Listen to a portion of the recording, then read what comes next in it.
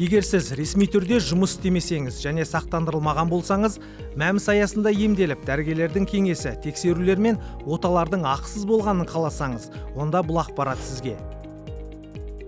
Бұрын жүйеде сақтандырылған мәртебесі соңғы 12 айға жарналар төленсе ғана берілетін. Осы кезеңде тіпті бір айға жарна төленбесе, қарыз пайда болып, оны өтеуге тура келетін. Ал қазір мәмс туралы заңға енгізілген өзгерістерге сәйкес өткен жылдың қарызын өтемей-ақ, алдағы бір жылға сақтандырылу мәртебесін алуға болады. Ол үшін келесі 12 айға жарналарды алдын ала төлеу қажет. Назар аударыңыз, әр ай үшін 4250 теңгеден жеке-жеке төленуі тиіс. Жарнаны бір реттік төлем ретінде құю жүйенің талаптарына сай келмейді, сондықтан мәртебе берілмейді.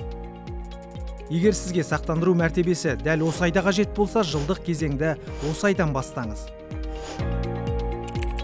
Жарналарда банк кассалары, мобильді қосымшалар, төлем терминалдары және Қазпошта бөлімшелері арқылы төлеуге болады. Құттықтаймыз, сіз сақтандырылдыңыз және мәмс аясында медициналық көмекті толық көлемде пайдалана аласыз. Пациент құқықтарымен танысыңыз және мәртебеңізді тексеруді ұмытпаңыз.